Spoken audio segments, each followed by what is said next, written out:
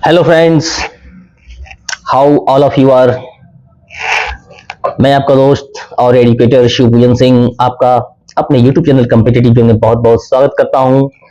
प्राचीन भारत के इतिहास की सीरीज चल रही है और आप देख रहे हैं कि इसकी ये दूसरी क्लास। ओके, 2-3 दिनों से क्लास डिले हो रही थी, मैं आ नहीं पा रहा था और ये आज की प्रीमियर क्लास है। ओके, जो लगभग 7:05 पर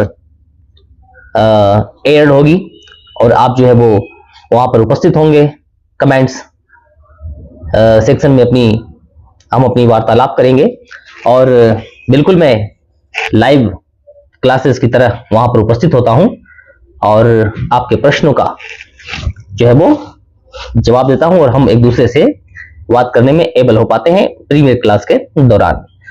तो हमारी कोशिश होती है कि सप्ताह में 1-2 दिन में प्रीमियर क्लास भी ले लूं और बहुत ही इंपॉर्टेंट मुद्दे पर गहन चर्चा हम इस क्लास के माध्यम से करते आ रहे हैं। ओके, तो आइए देखते हैं कुछ क्या क्या चीजें।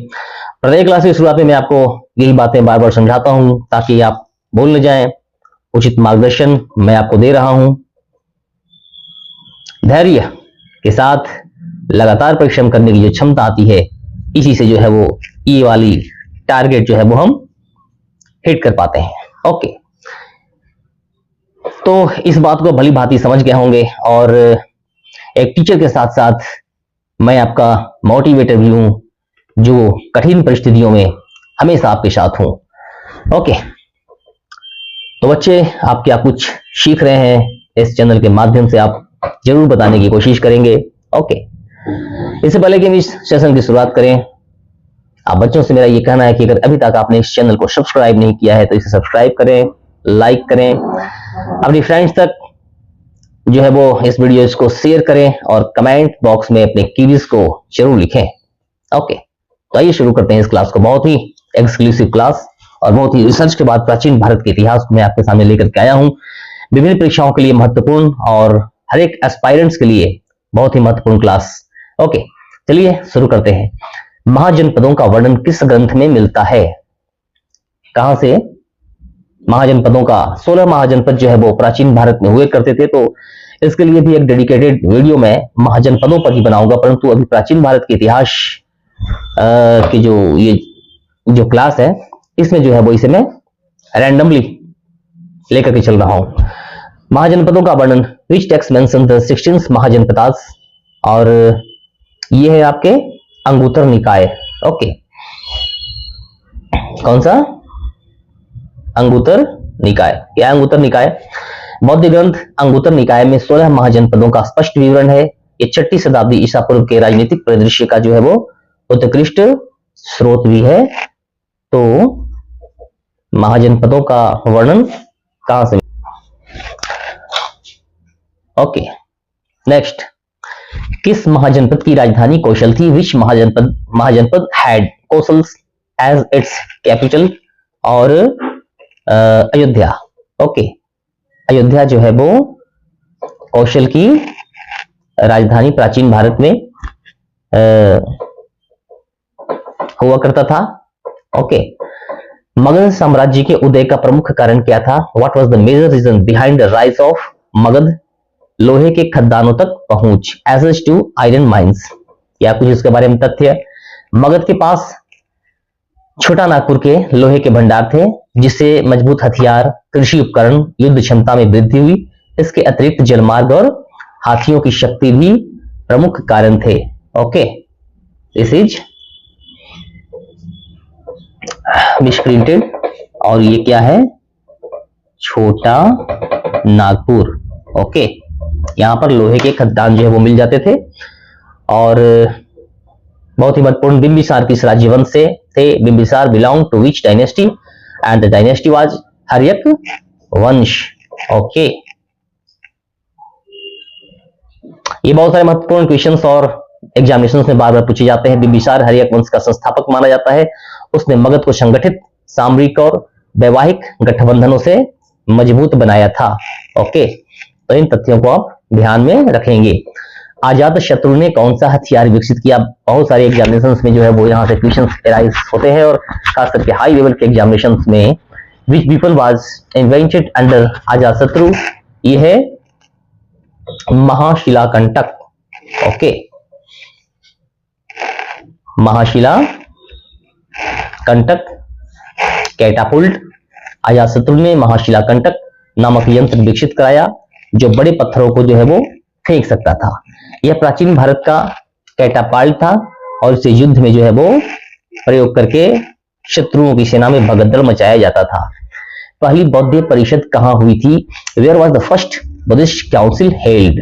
4 बौद्ध संगतियां हो चुकी हैं और इन चारों के बारे में पूछा जाता है। बहुत सारे तथ्य जो है बौद्ध संगतियों से पूछे जाते हैं। बहुत सारी जो हमारी बहुत सारी जो क्लासेस हुई हैं इतिहास की, इसमें बहुत सारी चीजें मैं दिया हूं बौद्ध परिषद के बारे में, बहुत कुछ बताता रहा हूं, परंतु एक अलग से क्लास भी आएगी बौद्ध परिषद के बारे में। तो प्रथम बौद्ध परिषद की परिषद जो है वो राजगीर में जो है हुई थी।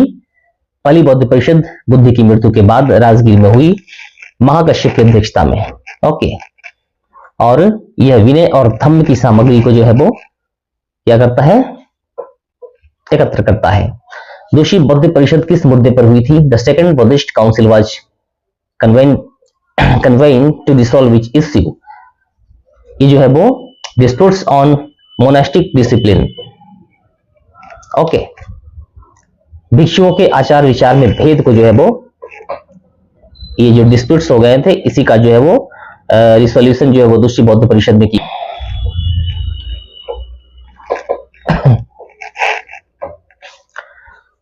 वैशाली में हुई इस परिषद का मुख्य विवाद भिक्षुओं के आचरण से था। कुछ भिक्षु नियमों में शिथिलता चाहते थे। इसी विवाद से आगे चलकर महायान और हीनयान जो है वो 2 शाखाएं बौद्ध धर्म की विकसित। ओके फ्रेंड्स, तो ऐसे एक्सक्लूसिव क्लास को पढ़ना ना भूलें। त्रिशी बौद्ध परिषद किसी संरक्षण में हुई? Under whose patronage was the third Buddhist council held, और यह है अशोका द ग्रेट। अशोक के शासनकाल में पाटलिपुत्र में तीसरी बौद्ध परिषद हुई। यह धम्म को शुद्ध करने और मिशनरी गतिविधियों की योजना जो है वो यहाँ बनाई गई और विदेशों में भी अशोक के द्वारा धर्म प्रचारकों को भेजा गया, जैसे श्रीलंका वगैरह वगैरह देशों में और साउथ ईस्ट एशियन नेशंस में। चौथी बौद्ध परिषद किसने आयोजित कराई? Who organised the fourth Buddhist council? और यह है कनिष्क। कनिष्क के शासनकाल में, अभी जो है वो वर्तमान के कुंडल ग्राम में, कश्मीर के कुंडल ग्राम में इसकी संगति की आयोजन हुई थी। कश्मीर में कनिष्क ने चौथी बौद्ध परिषद कराई। यही जो है वो बौद्ध धर्म का महायान स्वरूप जो है वो स्पष्ट रूप से चौथी बौद्ध संगति में जो है वो विकसित हुआ। मिलिंद पन्हो किस राजा और भिक्षु के संवाद पर आधारित है? The Milind Panho is a dialogue between which king and bong? राजा मिनांडर और नागसेन। मिलिंद पन्हो राजा मिनांडर और नागसेन के बीच वार्तालाप है। ओके, ये प्राचीन भारत और बौद्ध परंपरा को समझने के लिए बहुत बड़ा सोर्स मिलिंद पन्हो में यूनानी राजा मिनांडर और बौद्ध भिक्षु नागसेन का दार्शनिक संवाद है। यह ग्रंथ बौद्ध दर्शन का अत्यंत महत्वपूर्ण स्रोत है। कुषाणों की सबसे महत्वपूर्ण उपलब्धि क्या मानी जाती है? What is the most significant achievement of the कुषाणाज? सिक्कों का स्वर्ण मानक। ओके, गोल्ड कॉइनेज कुषाणों ने ही करवाया, ये कि कुषाणों की ही देन थी। ओके, कुषाणों ने भारत में सर्वाधिक शुद्ध सोने के सिक्के जो है वो चलाए थे। कनिष्क का स्वर्ण मुद्रा प्रवाह आर्थिक समृद्धि का संकेत भी है। ओके, कैसी लग रही है ये क्लास और कितने आप एंजॉय कर रहे हैं हमें पता है। और बिल्कुल पहली बार YouTube पे आपके सामने इस मैनर में मैं लेकर के चीजों को आता हूं, बिल्कुल रिसर्च बेस्ड, और वही चीजें जो एग्जामिनेशन पॉइंट्स ऑफ व्यू से बहुत ही महत्वपूर्ण होते हैं। चीजें मैं आपको वही पढ़ाता हूं फ्रेंड्स जो कि एग्जामिनेशन पॉइंट्स ऑफ व्यू से महत्वपूर्ण।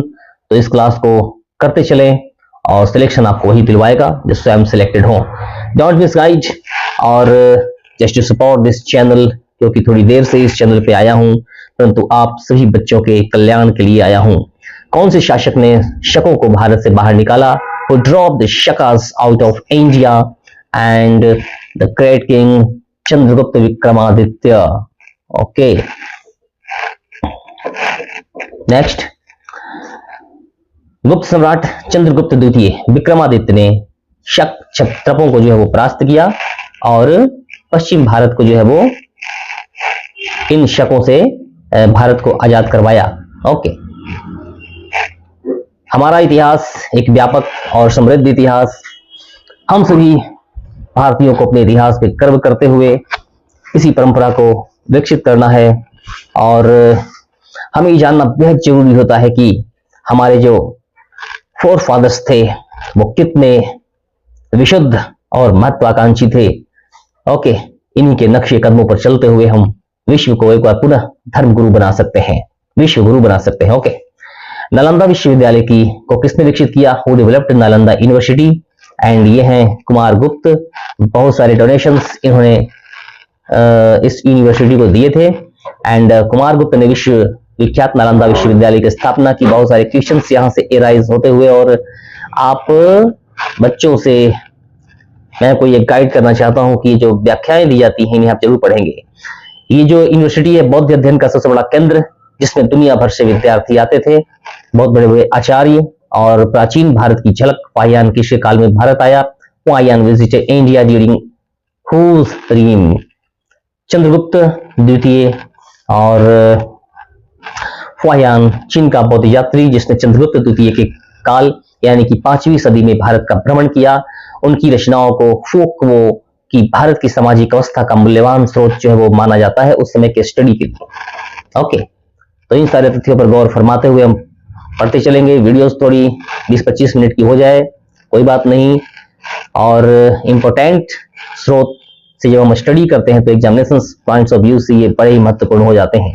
ओके, ये इल्तुतमिश तुर्क ए चहल ये इसे मैं इसमें शामिल नहीं करूंगा क्योंकि ये मध्यकालीन भारत का एक मिशन इसमें शामिल हो गया है।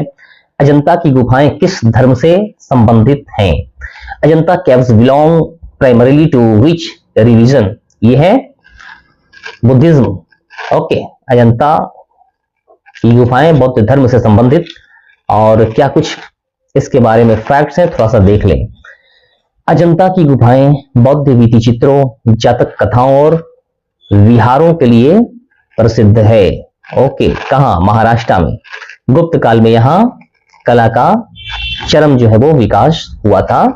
सो we can say that Ajanta caves belong primarily to Buddhism. Okay,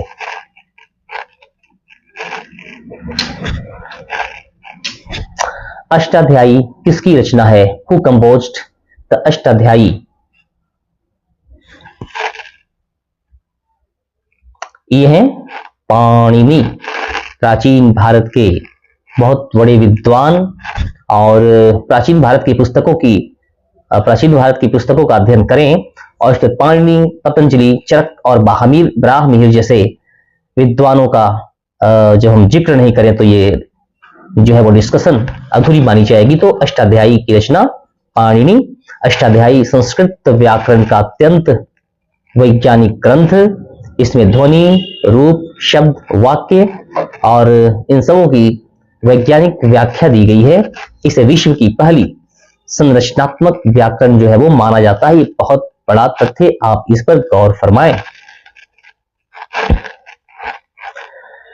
थककर मत बैठ ए मुसाफिर, थककर मत बैठ ए मुसाफिर, क्योंकि मंजिलें भी बाकी हैं और सपने भी बाकी हैं। ओके, तो फ्रेंड्स, मंजिलें तो हमारे रास्ते पे आने वाली हैं। आप जब एक उचित मार्गदर्शन के साथ अपनी स्टडी को जारी रखते हैं तो निश्चित तौर पे वो मंजिल तो आएगी, परंतु जरूरत है अपने सपनों को जिंदा रखने की। ओके, तो हमारे सपने जिंदा कैसे रहेंगे, इसके लिए आवश्यकता होती है उचित मार्गदर्शक की। तो इसलिए मैं आपके सामने उपस्थित हूं और बार बार कहता हूं कि थककर मत बैठ ए मुसाफिर, क्योंकि मंजिलें भी बाकी हैं और सपने भी जिंदे हैं। ओके, चरक संहिता किस विषय पर आधारित है? The Charak Samhita is a text on which subject? यह है आयुर्वेद पर आधारित। Okay, Charak Samhita is on Ayurveda and Charak Samhita प्राचीन भारत के श्रेष्ठ आयुर्वेदिक रचनाओं में से एक, रोगों के इलाज के लिए, सैनिक संगठन के लिए, उसमें औषधियां, उपचार पद्धति का वैज्ञानिक उल्लेख जो है वो इस ग्रंथ में चरक संहिता में किया गया। चरक को आयुर्वेद का पिता भी कहा जाता है। प्राचीन भारत की जो हमारी लेगेसी है, हम यहां से देख सकते हैं कि कितने समृद्ध हम प्राचीन भारत में हुए करते थे और किस तरह से गुलामी की दास्तान ने हमें हमारे ऊपर कुछ चीजें थोपी और हमें ये बताने पर मजबूर किया गया कि नहीं, इन्वेंशन तो सिर्फ विदेशों में ही हो रहे हैं।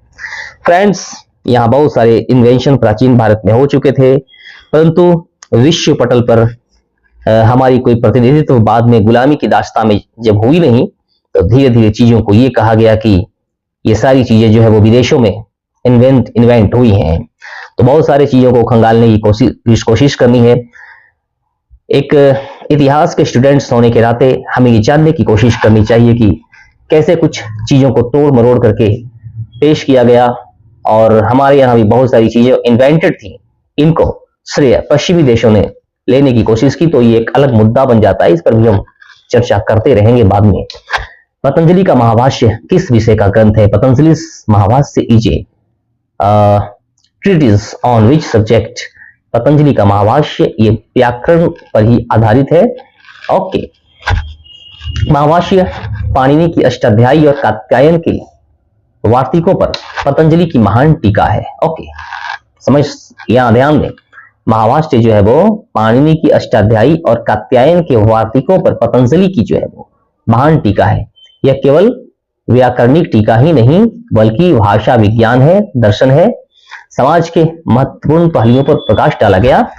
और एनसीईआरटी ने क्या कहा इसके बारे में? एनसीईआरटी के अनुसार यह संस्कृत व्याकरण को वैज्ञानिक रूप देने वाली त्रयी, हाँ, तो एनसीईआरटी ने क्या कहा है? संस्कृत व्याकरण को वैज्ञानिक रूप देने वाली त्रयी, जो तीन लोग थे, पाणिनि, कात्यायन और पतंजलि, इनका अंतिम स्तंभ भी है। ओके, चीजों को गौर से देखें और जो पढ़ाता हूं वो पढ़ें, क्योंकि रिसर्च के बाद इन चीजों को आपके सामने लाता हूं। तो मेरा मकसद और उद्देश्य यही होता है फ्रेंड्स कि आपको इस सब्जेक्ट में इतनी गहराई प्रदान कर दूं कि जब आप एग्जामिनेशंस में बैठे तो आपको ऐसा लगे कि wow, what a wonderful scores are being scored here. Varaha Mihira की प्रसिद्ध कृति कौन सी है? Which is the most famous work of Varaha Mihira? और ये है बृहत संहिता। किस सब्जेक्ट पर आधारित? आप देखें, बृहत संहिता खगोल विज्ञान, मौसम, वास्तु, पशुपालन, भूगर्भ विज्ञान, इन सबों का विश्वकोशीय ग्रंथ। यह भारतीय ज्योतिष और वैज्ञानिक परंपरा का महत्वपूर्ण स्रोत माना जाता है। ऐसे समृद्ध स्रोत से युक्त हम भारत के वासी क्यों अपनी लीगेसी को भूलते जा रहे हैं? आयुर्वेद के तीन मुख्य ग्रंथों में कौन से शामिल हैं? Which text from the great trilogy of Ayurveda? ये हैं चरक, सुश्रुत और भागवत। ओके, देखते हैं ये क्या क्या किए हमारे लिए। चरक संहिता ये जो है वो अंतर्विज्ञान के लिए जाने जाने वाले, हमारे बॉडी के अंदर की जो चीजें हैं इसकी वैज्ञानिक व्याख्या चरक के द्वारा प्रस्तुत की गई। सुश्रुत संहिता, शल्य चिकित्सा, अष्टांग हृदय, वाग्भट, समग्र आयुर्वेद, इन तीनों को आयुर्वेद ज्ञान की कोर फाउंडेशन जो है वो माना जाता है। तो चरक संहिता, सुश्रुत संहिता और अष्टांग हृदय वाग्भट के द्वारा लिखा गया। बार बार इन्हें एग्जामिनेशन से पूछा जाता है। चरक संहिता को किसने लिखा? सुश्रुत संहिता, नाम से ही है। चरक संहिता को महर्षि चरक, सुश्रुत को महर्षि सुश्रुत और अष्टांग हृदय को वाग्भट ने जो है वो वाग्भट की कृति। ओके, राज तरंगिणी में कौन सा विषय वर्णित है? Raj Tarangini deals with the history of which region? Okay, तो ये जो है वो कश्मीर के इतिहास का वर्णन राज तरंगिणी में मिलता है।